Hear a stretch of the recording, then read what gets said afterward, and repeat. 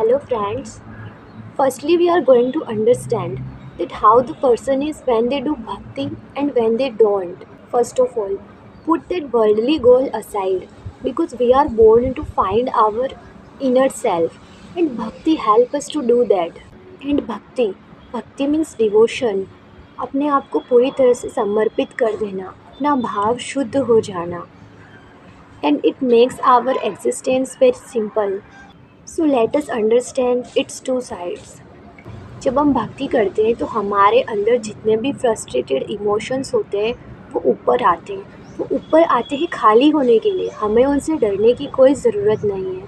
आपको तो पता है कि ये सब टाइम लेता है क्योंकि भक्ति तो हमने अभी अभी स्टार्ट की है और बुरी आदतें तो पिछले कई जन्मों से हमारे अंदर बसी हुई है, तो अब वो धीरे धीरे बाहर आएगी। तो उन्हें ख़त्म होने में कम से कम 3 से 4 साल तो लग ही जाएंगे। इसलिए आप जितनी जल्दी भक्ति स्टार्ट कर देंगे आपके लिए उतना अच्छा होगा। जो भक्ति करने वाला इंसान होता है वो धीरे धीरे प्योर होता जाता है, वो अपने काम के प्रति समर्पित होता जाता है। ऑफ कोर्स उसके फ़ोन देखने का टाइम भी फिक्स होता है, वो हर चीज़ टाइम पे करता है। फ़ोन देखना भी मतलब पूरे दिन देखना नहीं होता है, दिन में एक टाइम फिक्स होता है। अगर आप रील्स भी देख रहे हो तो उसे आप आधे घंटे का टाइम दे दीजिए कि हाँ मैं इतनी देर देखूँगा।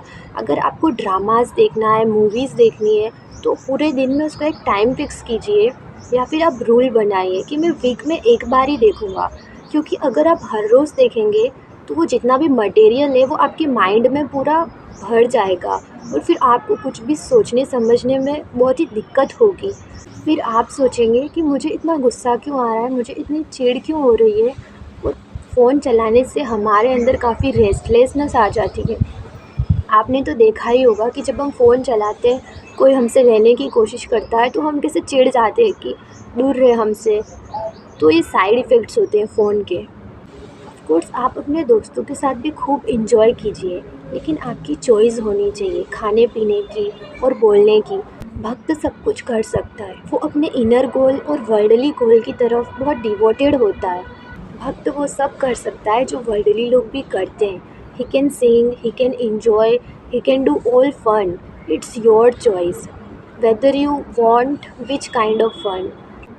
अगर कोई आपको बोलता है कि तुम बूढ़े हो गए हो क्या जो भक्ति कर रहे हो, then don't listen to them, you just observe their life. मैं आपको इतना ही बोलूँगी कि आप उनकी लाइफ को ऑब्ज़र्व करना कि वो क्या कर रहे हैं, बाकी तो आप खुद ही समझ जाइए। एक्चुअली में रियल हीरो कौन होता है?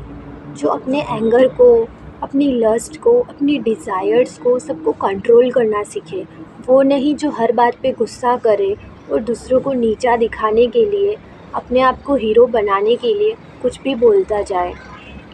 This is my experience. जब हम कुछ भी खाते हैं, कुछ भी देखते हैं, कुछ भी बोलते हैं, कुछ भी करते हैं, आप देखना हमारे मन में कभी ये नहीं आएगा कि हम खुद को जानने की कोशिश करें, क्योंकि उन सब चीज़ों के बीच में हम इतने डिस्ट्रैक्टेड हो जाते हैं कि हमें पता ही नहीं चलता है कि हमें क्या करना है और हमें कहाँ जाना है। आपको रियलिटी में ये भी नहीं पता है कि आप पढ़ क्यों रहे हो। चलो आपके कोई गोल्स है, डॉक्टर बनना है, इंजीनियर बनना है, वो क्यों है आप एक बार सोचना। या तो वो पैसों के लिए या फिर वो आपकी इच्छा है। फिर आपकी इच्छा पूरी हो जाएगी, उसके बाद में क्या? और फिर आप क्या करोगे? उसके बाद में आप करते जाओगे, लास्ट में आप एक ऐसी पोजीशन पे आके खड़े हो जाओगे जहाँ पर आप सोचोगे, आपके पास में सिर्फ रिग्रेट्स होंगे कि मैंने खुद की शांति के लिए क्या किया। क्या मैंने कभी बैठ के एक सनसेट देखा? क्या मैंने सनराइज़ देखा? This is life, we have to live it by enjoying nature, by doing things for our peace, not for other people's. And bhakti teaches these all things. Actually में आप मॉडर्निटी में रहो, but with spirituality, with real things, not fake things, because real things max you feel very happy.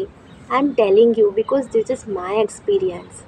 You can do whatever you want, but with limits, so that it does not destroy your peace. Because if you do the opposite, it will harm your own mind. I really want you guys to change for yourself, because this world is selfish. At least make yourself clean and भक्तिमय। अगर आप भक्ति के रास्ते पर नहीं हो तो भी ठीक है, लेकिन अगर आप अपनी लाइफ में क्लियरिटी और शांति चाहते हो तो भक्ति एक बहुत ही सुंदर रास्ता है। वरना आप मेडिटेशंस भी कर सकते हो और दूसरे भी कई तरीके हैं, लेकिन मेन गोल तो ये है कि हमें खुद से मिलना है। आप जो भी चुनो, होश के साथ चुनो, लिमिट्स के साथ चुनो और अपने आप को वक्त ज़रूर दो। भक्ति बोरिंग नहीं होती है, वो धीरे धीरे हमें ज़िंदा करती है। If you guys really like this video, then subscribe my channel so that you can find more videos like that for finding your inner peace separate from this world. So we will meet in next videos with more finding ourselves. Bye bye. Jai Shri Radhe. Jai Shri Krishna.